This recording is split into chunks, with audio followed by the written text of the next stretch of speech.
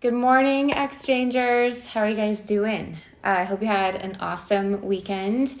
If you hadn't had a chance yet, if you haven't had a chance yet, go check out your proposals, and I left you voice comments on those. Again, it's just a way for us to fill in for the fact that we're not in person and to feel like, we're having some kind of meeting or check-in and to just be more conversational and connect. I'm trying to co-brainstorm with you guys.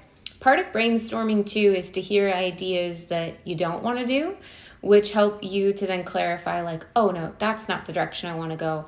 This is the direction I want to go. And one of the most important things that you can do throughout this process every week is to continually take ownership and take the lead on your project.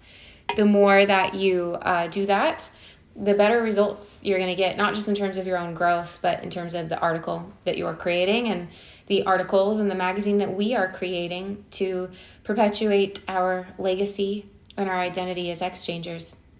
So let's talk about this week. Hopefully you guys are treating that proposal as like a free write, pre-write, etc. Hopefully it gave you some language and structure and concepts to then create an outline, maybe even start drafting. I don't know what your writing process is, but you could listen back to those videos if you haven't started, and just as you hear keywords like, oh, history, or oh, I identified like 3 causes or 2 primary problems, and try to map out, however you do that, what you think your general kind of outline or approach is going to be. One tool that I really like to use for that kind of process is Post-it notes. So anytime I hear something in my free write, which I audio free write actually, but anytime I hear something where I'm like, that could be a paragraph or at least a section, I write down some keywords and like just put it on the table in front of me. When I was an early student, I would like take paper and I'd be ripping it up, or napkins or envelopes, and I'd be like spreading it all out like it was a puzzle and trying to physically map out the order. Just want to throw that out there because I think typing sometimes really, like, the technology itself locks us into having to have first, second, third, whereas if you're working with a Post-it note or a piece of scratch paper, you can kind of be more physical, like a kinesthetic learner. And then if you want to just free write, you can also just copy paste and chunk things together and then make sure you're adding in your research, etc. I want to remind you, because this week your primary task is just the short article copy. You can also call it the first copy of your article. I want to remind you that it is a pass-through. It is a beginning. It is a start.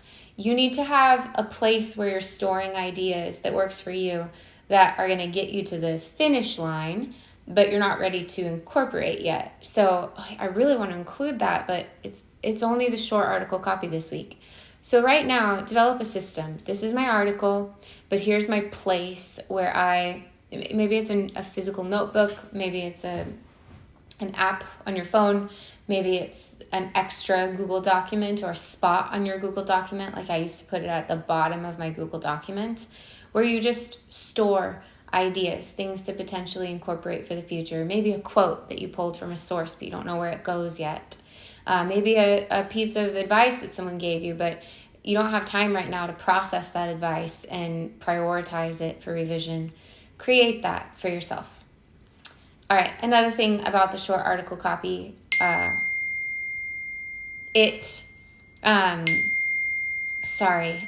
my phone is dingy. My computer is dingy. It should not be something that you stress out about in terms of grading. When I receive it this Sunday, I am going to look for, is there an intro? Body. Is there a body? Is there a conclusion? Is there a works cited section? And is the word count mostly met? Done. Check. So I'm grading this week on progress, not quality. I will be commenting on quality. I will be commenting on rhetorical effectiveness, etc. But I am not grading on that. So if you're like, it's really rough, that's best, because we're not even to the finish line. We're not even close. we get this short article copy kind of established, this first copy out there to start the feedback process, to start the growth process, to start the tweaking process. We have to have something to work from. It's kind of like, a sculptor. You get your big clump of clay out there. You start you make the initial form, and then you chip away at the details. So please free yourself up to be unconventional about this first draft. It's not what it's going to be. Here are the deadlines. Tuesday, short article copy. Post it on the discussion board. Check out the instructions for the actual post you're going to make, because it'll be consistent for the rest of the quarter. It's like title, picture, abstract, shortened bio. It's kind of like an advertisement or a little headline for your article so that others can get a snapshot of it. And you'll have a live link. Make sure you check your share settings on that so others can get in and review your actual article. Anyone can view is a good option. I want commenting access, so we can work that out as we go. By Thursday, you're going to reply to each other. There are some specific instructions for how to do those replies. I'm not trying to leave you guys hanging to just free-for-all it. I try to give you a little support system to get those done. And then I threw this one in there because of how the proposals went and where you're at with your process. Review the solutions resource here. So the solutions resource is this quick and dirty little thing that I put on my website that breaks down questions you can ask yourself that might help you solve a problem in general, but also more adequately and deeply and intricately. And so it's organized into, I'll just give a snapshot. What can I do? What can you do? What can we do? And what can they do? And defining who those entities are, and it asks more nuanced questions. But I think some of you could already use that. You're ready to begin thinking in that way.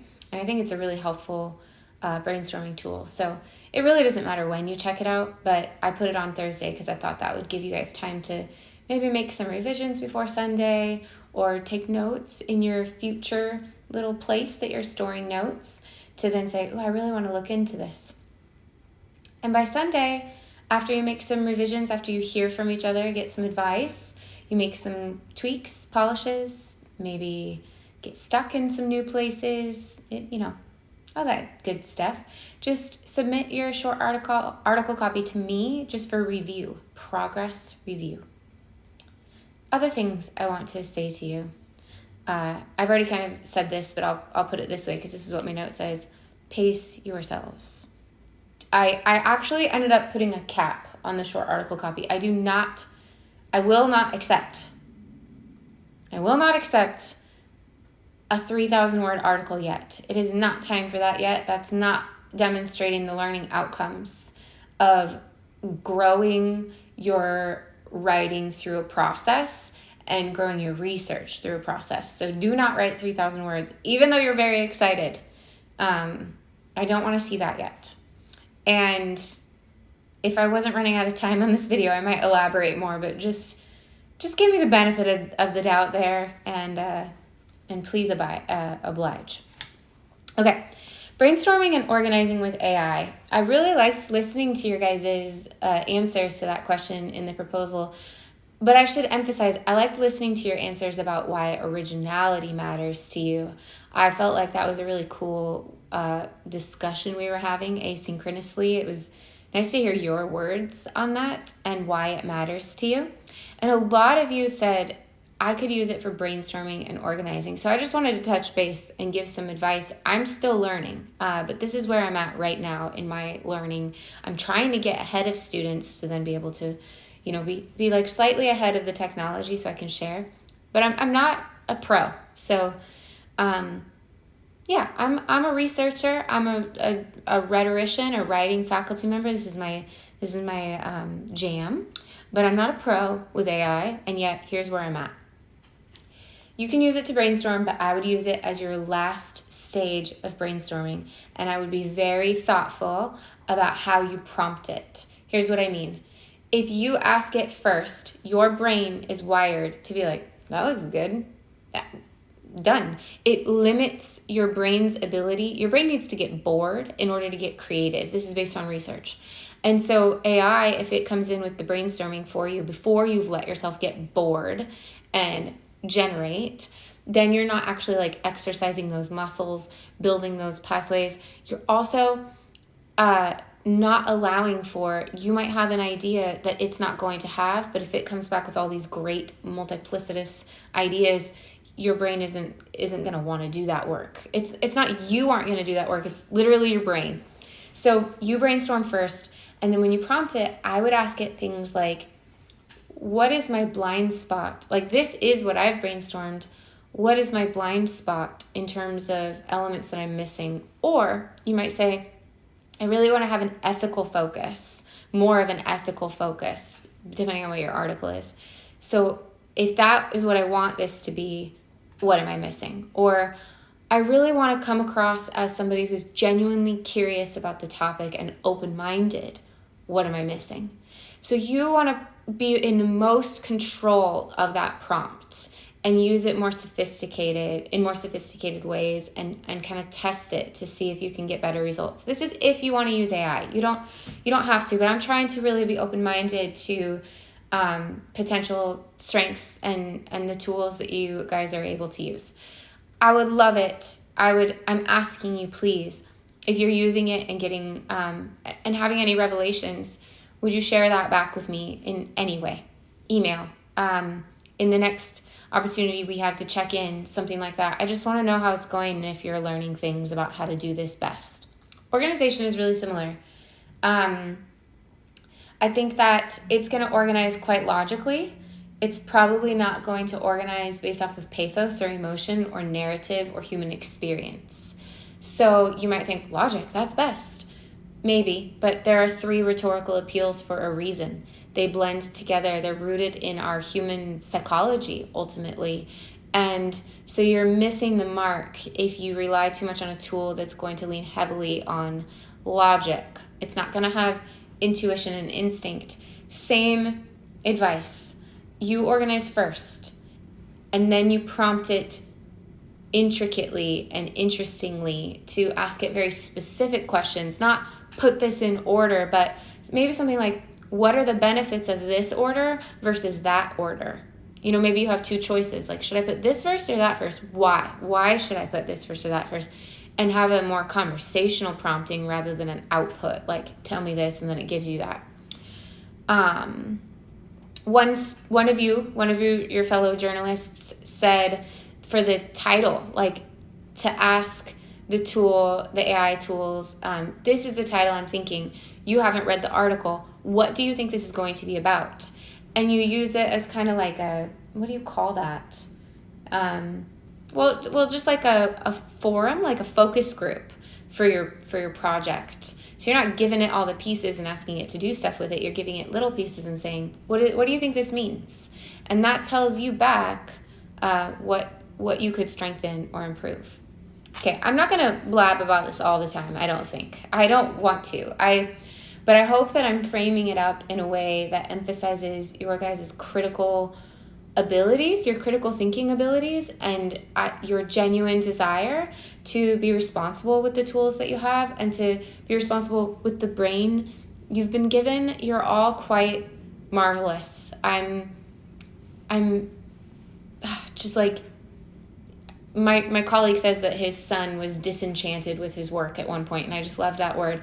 I feel re-enchanted with my work right now, and really, really grateful for the group of students that you are. So this conversation about AI is re-enchantment. It's I trust you guys that you really want to learn and you really want to take good care of your voice and your brain. And so I'm trying to talk to you about this in acknowledgement of all of the good care that you want to take and the learning that you want to pull from this course and this experience. And now I'm done because I don't usually go this long and I feel a little bit funny about it. Behind the scenes, I'm going to be working on prepping a lot of stuff for next week because next week we start a 4-week rhythm of growing our article. So I have a lot of tools I need to set up. But if you need me, reach out. I'm happy to help. Otherwise, I'm kind of just going to let you guys play let you sandbox, I could say, kind of take care of each other so that I can get all my ducks in a row to be really present with you in the next 4 weeks ahead that require a lot of back and forth. All right. Have a great week. I'll talk to you all soon.